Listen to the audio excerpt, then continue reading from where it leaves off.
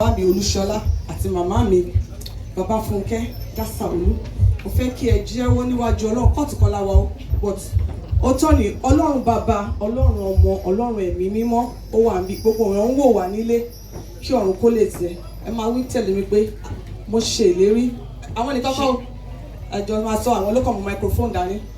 Mo ṣe ìlérí láti gba Olúbùnmi, Olúbùkọ́lá, ọmọ bàbá wa àti màmá wa Olúṣọlá, Bàbá Fúnkẹ́ Dásàolú ní ṣé ìyàwó ni àbọ̀mọ́ kí n bọ́mọ́? Àwọn yẹ sọ ẹ fi sí fúnra yín. Láti kẹ́, láti máa ṣe ìkẹ́ rẹ̀ nígbà gbogbo. A ò ní fìyà jẹ, kò ní jẹ́ ìyàwó sí wa. Àẹ́rí báyìí inú yín á máa dùn ní. Kí Olúwa kí ó ràn mí lọ́wọ́. Ẹ fọwọ́ sókè. So shall it be in Jesus' name. The Lord will give you the grace to be mothers and fathers to her in Jesus' name. You are begging now today. You will not return her back with anger in Jesus' name. She will not become your enemy. You won't become her enemy. The Lord, the mighty God, seal it up with the blood of Jesus. Your union today is established in the rock of ages.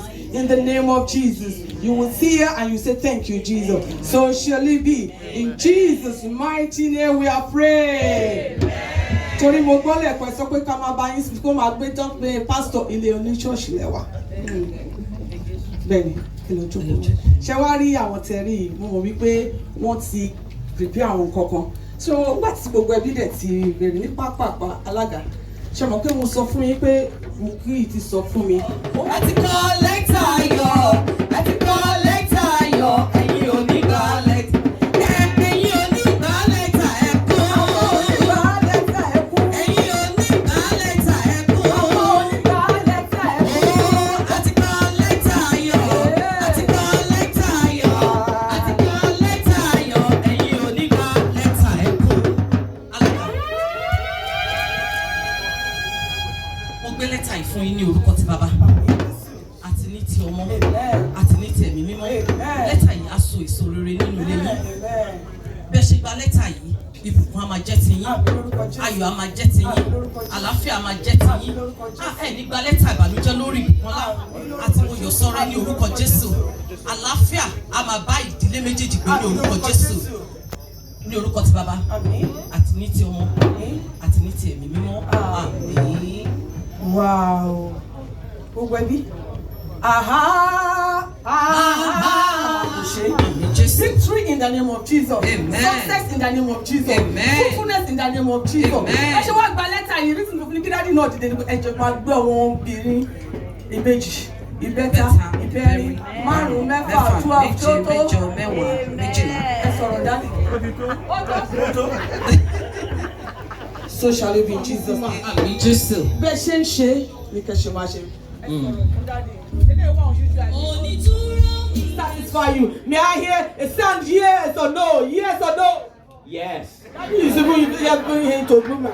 Yes. So help you God. Yes, so help me God. Now, jẹ́jẹ́ lájókòó tó ń bẹ̀bẹ̀ yìí Emmanuel. Jẹ́jẹ́ lájókòó tó ń bẹ̀bẹ̀ yìí o. Tó ń bẹ̀bẹ̀ láti fi Bùkọ́lá ṣayá rẹ̀. Tó ń bẹ̀bẹ̀ láti fi Bùkọ́lá ṣayá. Jẹ́jẹ́ lájókòó tó ń bẹ̀bẹ̀ yìí o. O ní bẹ̀bẹ̀ dá padà lórúkọ Jésù.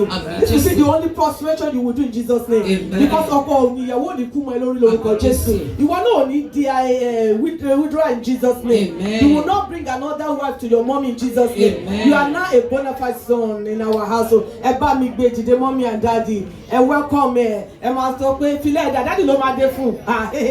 Daddy ti bímọ. Ọmọ tuntun ẹ bá mi kí wọn kú ewu. Òǹkè ẹkún ayọ̀ ni bàbá ń sun òǹkè. Mọ́mí. Olúwa ẹ ṣé,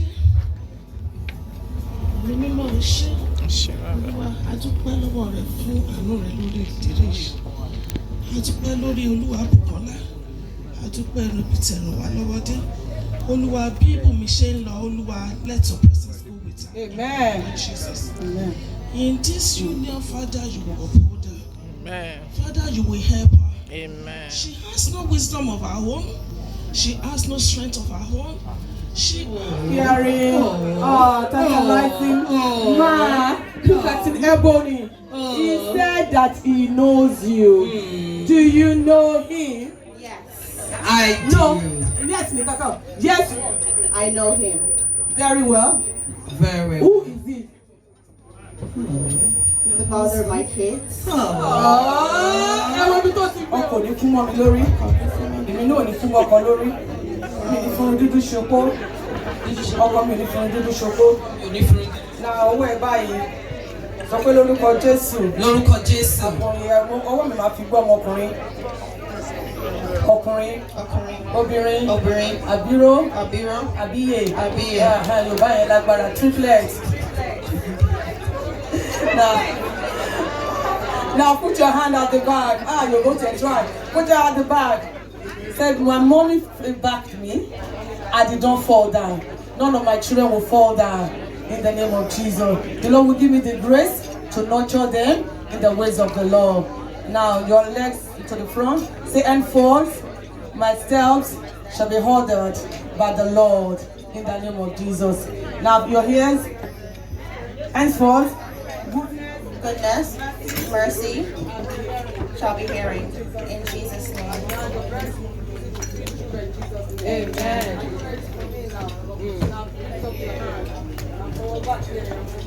Hold it. My bonbon. My bumper.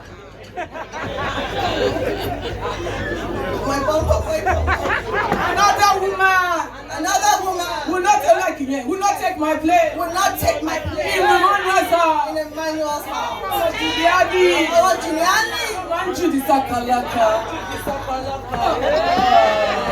What did you decide come here? So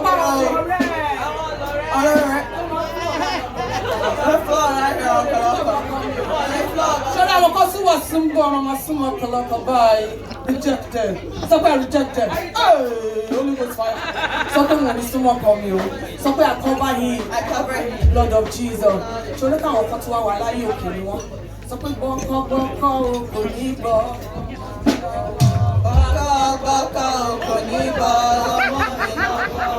Èmi ni mo ní ọkọ̀ mi kọ́bẹ̀. Ọkọ̀ tí Jésù fi fún mi lórúkọ Jésù. Sátánì kò lè bá mi dù rárá. Jésù ló fi fún mi. So shall it be in Jesus' name. All the things we are saying is not pray. It's not pray. On prophesy ni. Tabari Judiana pẹ̀jọ́ Judi olólùjọ ẹ̀ Holy Ghost máa gbàdá rẹ̀. Tabari ìkọ̀kan olúgbèsì fire. Èmi ló jọ. Ọ̀yà ló bàbá. Amen. Oya come. Ọkọ ìyàwó, ó ti dọ́kọ ìyàwó. Kí ló wá ṣe lónìí? Àti kọ́ lẹ́tà ayọ̀. Àti kọ́ lẹ́tà ayọ̀. Kí ló wá ṣe? Ẹ̀yin ò ní kọ́ lẹ́tà ẹ̀kọ́. Ẹ̀yin ò ní kọ́ lẹ́tà ẹ̀kọ́. Àti kọ́ lẹ́tà ayọ̀. Àti kọ́ lẹ́tà ayọ̀. Àti kọ́ lẹ́tà ayọ̀. Ẹ̀yin ò ní kọ́ lẹ́tà ẹ̀kọ́. Mo gbé lẹ́tà yìí fún yín ní orúkọ ti bàbá àti ní ti ọmọ àti ní ti ẹ̀mí mímọ́. Lẹ́tà yìí á so èso rere nínú ilé yín. Bẹ́ẹ̀ ṣe gba lẹ́tà yìí, ìbùkún á máa jẹ́ ti yín, ayọ̀ á máa jẹ́ ti yín, àlàáfíà á máa